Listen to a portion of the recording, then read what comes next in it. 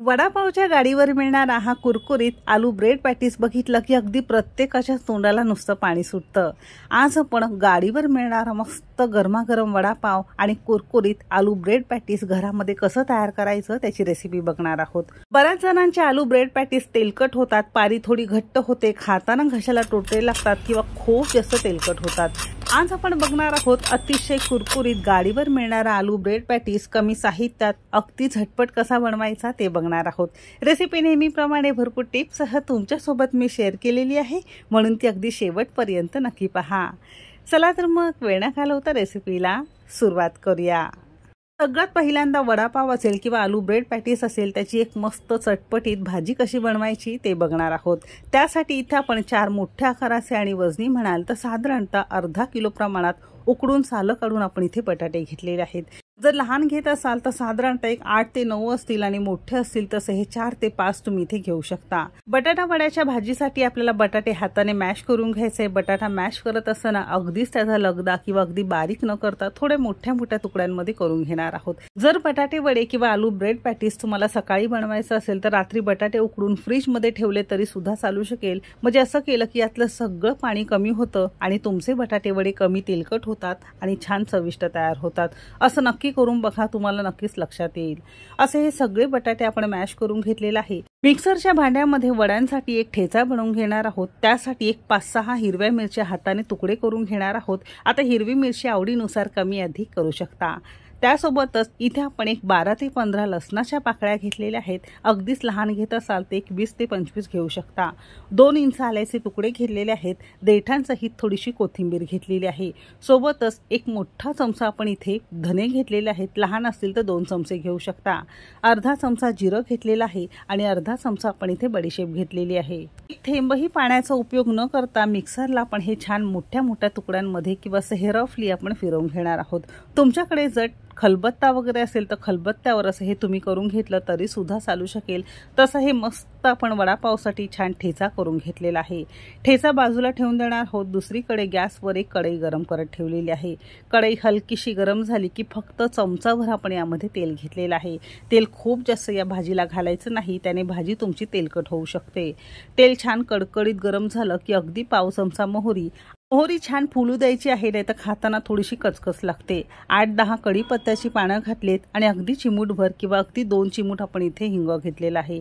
हिंग जरूर घाला, कारण आपण ही बटाट्या वड्याची भाजी तयार करतो आहोत। थोडंसं काही सेकंद परतून घेतलं की तयार ठेचा किंवा वाटण आपण यामध्ये घालणार आहोत। अगदी मंद आचेवर फक्त 2 मिनिटं आपण याला मस्त परतून घेणार आहोत। 100% आपल्याला हे परतायचं नाही। थोडंसं कोरडं वाटायला लागलेलं आहे। मस्त सगळ्या घरात ठेचाचा किंवा मसाल्याचा सुगंध पसरलेला आहे। पूस मसाला छान परतून घेतला की यावर अगदी पाव चमचा किंवा 2 चिमूट हळद घेतलेली आहे। हळद खूप जास्त मसाल्यामध्ये घालायची नाही, नाहीतर तुमचा बटाटा वडा हलकासा कडवट लागू शकतो। हळद सुद्धा आपण मसाल्यावर काही सेकंद अगदी मंद आचेवर परतून घेतल्यानंतर यावर मॅश केलेला आपण बटाटा घालणार आहोत। आता बटाटा आपण या स्टेजला घालायचंय। चवीपुरतं मीठ घातलेलं आहे, तुम्ही तुमच्या चवीनुसार इथे मीठ घालू शकता। पूस परतलेल्या मसाल्यामध्ये बटाटा आपण मस्त एकजीव करून घेणार आहोत, एकसंध करून घेणार आहोत, म्हणजे एक सारखा छान भाजीला रंग येतो। असं छान झालं की गॅस बंद केला तरी सुद्धा चालू शकेल। आपण सुद्धा गॅस बंद केलेला आहे। सगळ्यात शेवटी थोडीशी बारीक चिरलेली कोथिंबीर आपण यावर भुरभुरलेली आहे। आता ही भाजी आपल्याला संपूर्ण कोमट करून घ्यायची आहे, कारण गरम असताना हाताला चटका लागण्याची शक्यता असते, म्हणून आपल्याला थोडीशी कोमट करून घेणं गरजेचं आहे। तर पंख्याखाली आपण ही थोडा वेळ भाजी थंड करण्यासाठी ठेवून देणार आहोत। भाजी थंड होईपर्यंत बेसनाचं पीठ भिजवून घेणार आहोत मस्त कुरकुरीत पारीसाठी।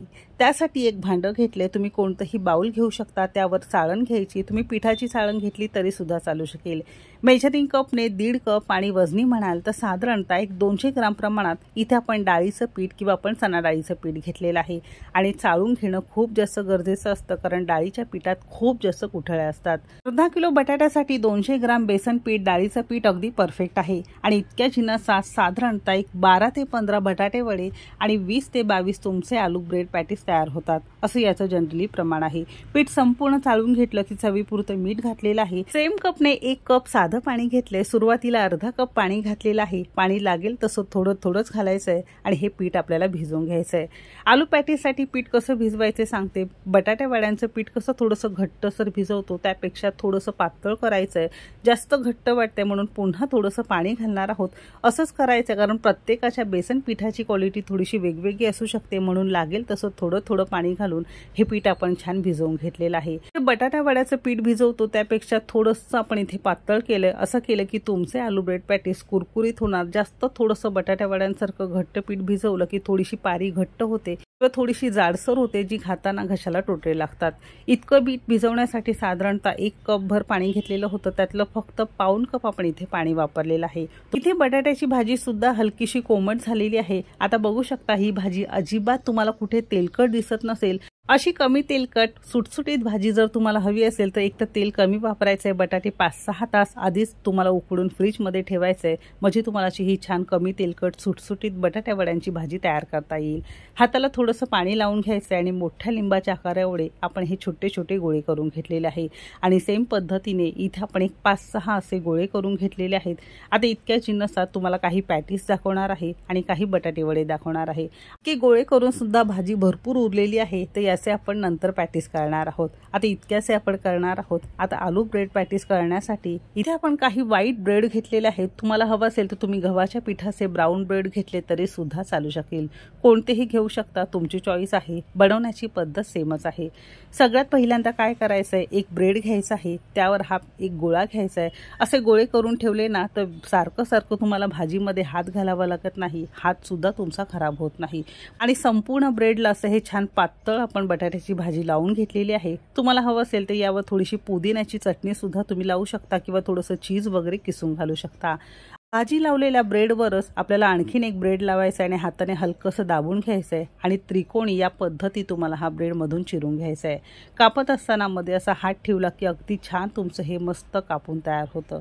तर या पद्धतीनेच आपण उरलेले सगळे करून घेणार आहोत। इथे आपण काही करून घेतलेले आहेत। आता ज्या आयत्या वेळेस तुम्हाला आलू ब्रेड पॅटीस तळायचे असतील त्या आयत्या वेळेस पिठामध्ये अगदी पाव चमचा तुम्हाला बेकिंग पावडर टाकायची आहे। केक मध्ये वगैरे वापरतो किंवा बिस्किटांना वापरतो ना तर बेकिंग पावडर वापरायची। अशा डब्यांमध्ये किंवा पाऊचमध्ये अगदी सहज उपलब्ध होतात।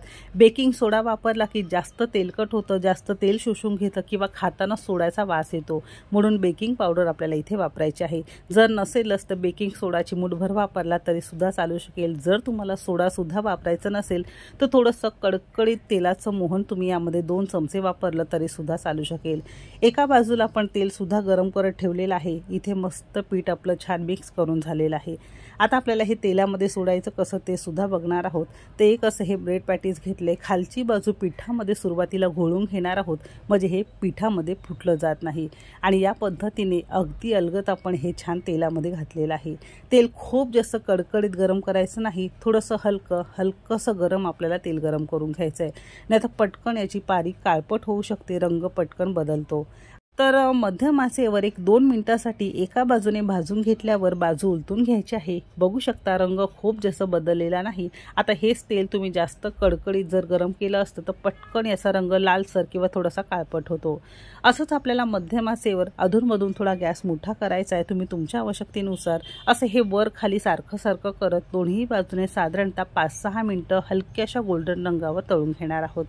बघू शकता तेलातच असताना किती हे कुरकुरीत दिसतंय, किती कुरकुरीत जाणवतंय।